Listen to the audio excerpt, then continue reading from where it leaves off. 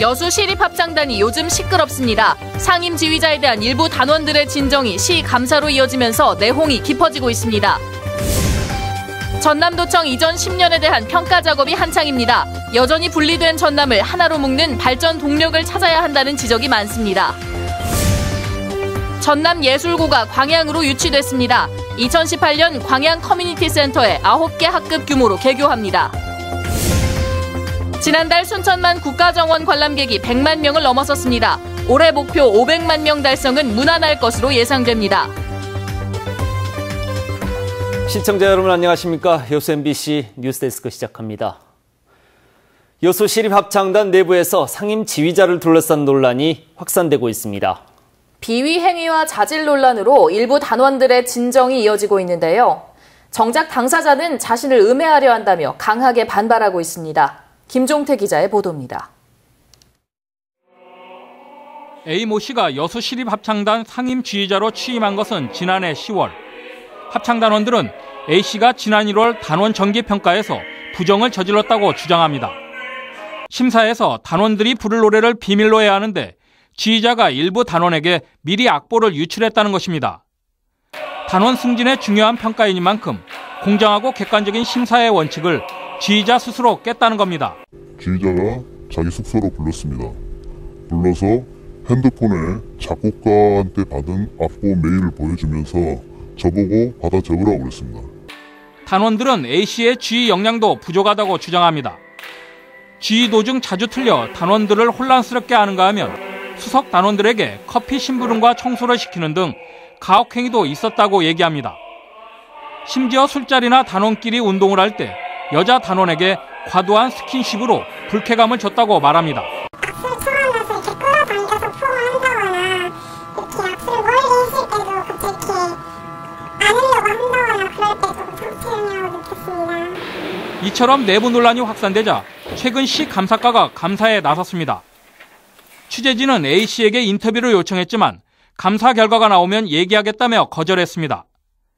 다만 자신에 대한 부정적인 얘기는 자신을 음해하려고 일부 단원들이 꾸며낸 거짓말에 불과하다고 반박했습니다. 여수시는 현재 지휘자와 단원들을 대상으로 사실 여부를 조사하고 있다며 조만간 결과를 발표하겠다고 밝혔습니다. MBC 뉴스 김종태입니다. 도청이 무안으로 이전한 지 10년을 맞았습니다. 민선 6기 전남도가 동북권 소외론을 불식시키기 위한 노력을 계속하고는 있지만 여전히 부족하다는 여론이 적지 않습니다. 문영철 기자입니다. 광주에 있던 전남도청이 새롭게 둥지를 튼 곳은 남학 신도시. 거리상으로 더 멀어진 탓에 전남 동북권 시민들의 불편은 물론 동부와 서부의 심리적 거리감도 점점 커졌다는 평가도 있습니다. 광주에 있을 때는 덜했는데 서쪽으로 감으로써 동서에 대한 어떤 분리감 이런 것들이 좀 더 뚜렷해졌다고. 도청 이전과 함께 도의회와 교육청 등 유관기관들도 대부분 서부권에 자리를 잡으면서 동부 지역민들이 느끼는 행정적, 정치적 소외감도 신청사의 역사만큼이나 깊어졌습니다. 그리고 하루가 먹는다고 해도 과언이 아닙니다. 왕복을 하게 되면. 도에서 실시하는 위원회나 참여하고 싶어도 거리가 멀기 때문에 참여가 안 되는 거죠. 이낙연 전남지사가 주 1회 이상 동부 지역 방문을 공약으로 내건 것은 이처럼 깊게 뿌리내리고 있는 지역 내 소외 정서와 무관하지 않습니다. 동부 출장소가 동부 지역 본부로 승격되고 환경 업무가 이관된 것도 불과 1년. 이마저도 보건환경연구원 등 관련 기관이 여전히 서부권에 머물면서 반쪽짜리란 지적도 나옵니다. 굳어버린 소외감을 해소하기 위해서는 전남 동부 본부의 위상과 역할에 더욱 힘이 실려야 하는 이유입니다. 단체들의 별도 원례나 모임을 가질 때 제가 가서 이제 도정 홍보도 하면서 그분들의 애로사항도 청취하고. 10년이란 긴 시간을 지나며 산업 중심의 동부권, 광주 중심의 중부권, 행정 중심의 서남권으로 분리돼 버린 전남. 각 지역의 발전 동력을 하나로 집중하기 위한 새로운 변화가 필요하다는 목소리가 높습니다. MBC 뉴스 문형철입니다. 전남예술고 입지로 광양시 커뮤니티 센터가 최종 선정됐습니다. 전남도 교육청은 오늘 선정위원회를 열고 여수와 순청, 광양 3개 자치단체 가운데 예술고 입지로 광양 커뮤니티 센터가 최종 선정됐다고 밝혔습니다. 광양시는 커뮤니티 센터를 학교 시설로 제공하고 연 10억 원에 이르는 운영비 지원을 약속했으며 커뮤니티 센터의 투자 사업비가 296억 원에 이르는 점을 감안하면 초기 지원액만 300억 원에 이르고 있습니다. 전남예술고는 오는 2018년 개교할 예정이며 학년별로 음악과 미술 등 9개 학급 180명 정원을 목표로 하고 있습니다. 순천대 비상대책위원회가 이순희 후보자 총장 임명 사태에 대응하기 위한 구체적인 활동에 들어갑니다. 순천대 비상대책위원회는 오늘 첫 회의를 열고 김정빈 교수의 의장과 조경학과 조남훈 교수를 공동비대위원장으로 선출했으며 오는 5일부터 대학 앞에서 1인 시위를 벌이기로 했습니다. 비대위는 이와 함께 성명서 발표 등 추가 대응 방안도 모색할 예정입니다. 여수와 순천, 광양 3개 도시의 도시연합 성사 가능성에 대해 도시통합 전문가 10명 가운데 8명 이상이 가능성이 높다는 조사 결과가 나왔습니다. 여수와 순천, 광양 상공회의소가 최근 전남대에 의뢰해 도시통합 전문가 집단 105명을 상대로 한 설문조사 결과 광양만권 도시연합 성사 가능성에 대해 65.7%는 그렇다, 19%는 매우 그렇다고 응답한 것으로 조사됐습니다. 도시연합 예상 시기에 대한 질문에는 56.2%가 6에서 10년, 32.4%가 5년 이내로 꼽아 평균 8.3년이 소요될 것으로 전망했습니다.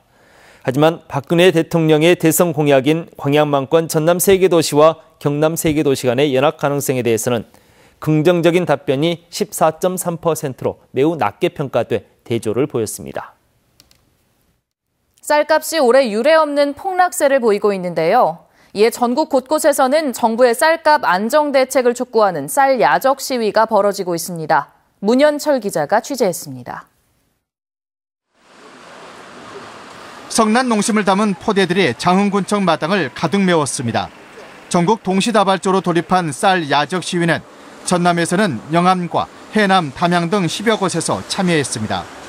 농민들은 쌀값 폭락 사태를 방치한 농정을 거세게 비난했습니다. 지금 정부 야적 재고미가 139만 톤입니다. 그리고 현재 M&A 물량이 들어올 가 41만 톤. 이제 그런 속에서 밥쌀용까지 10만 톤 이상 이렇게 수입한다고 이렇게 하고 있습니다. 산지 쌀값은 거의 폭락 조짐을 보이고 있습니다. 다른 지역 쌀에 비해 제값을 못 받는 전남 쌀은 무려 20% 가까이 추락했습니다.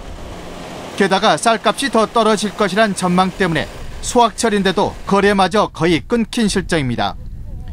농민들은 정부가 내놓은 20만 톤 시장 격리 등의 조치는 쌀값 안정에 도움이 되지 않는다며 현실적인 대책을 촉구했습니다.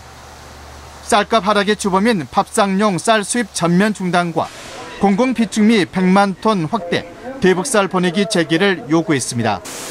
또 국내 쌀 시장의 조속한 안정을 위해서는 정부의 조치들이 발표에 그치지 않고 하루빨리 실천으로 옮겨져야 한다고 주장했습니다. MBC 뉴스 문현철입니다. 향일암 인근 군부대 생활관 신축과 관련해 사업비 확보가 사태 해결의 중요 변수가 될 것으로 보입니다.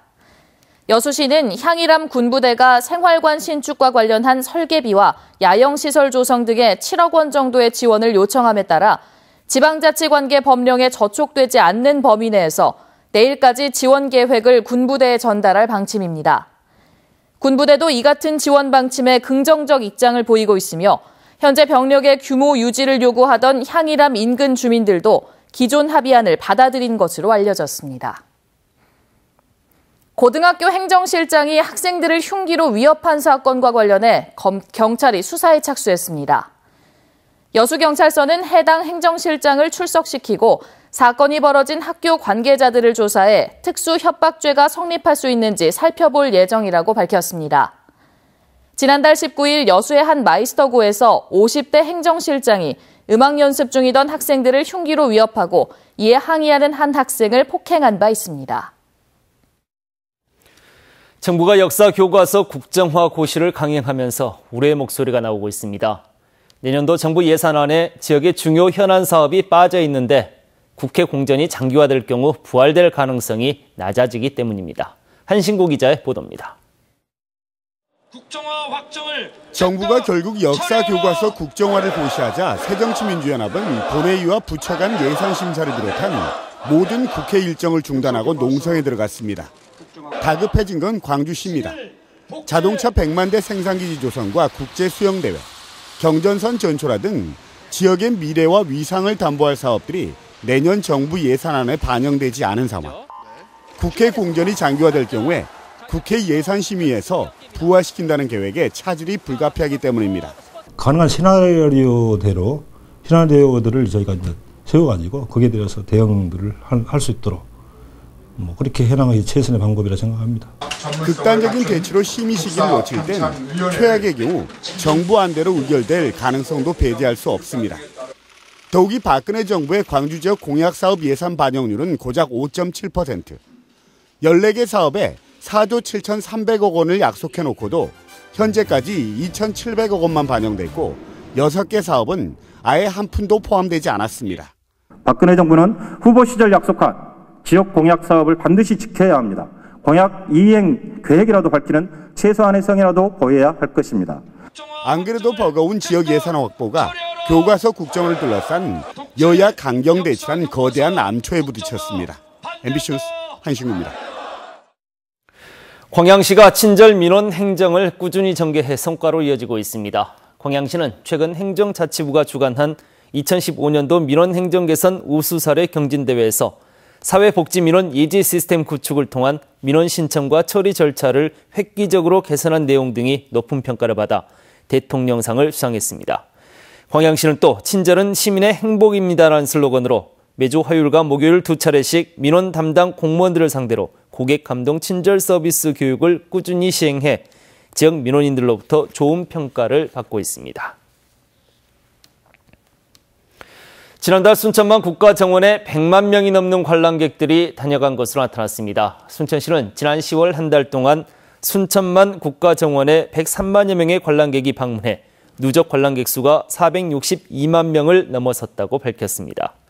순천시는 오는 6일부터 열리는 순천만 갈대축제까지 성공적으로 치러지면 올해 목표 관람객 수 500만 명을 무난히 달성할 것으로 내다보고 있습니다.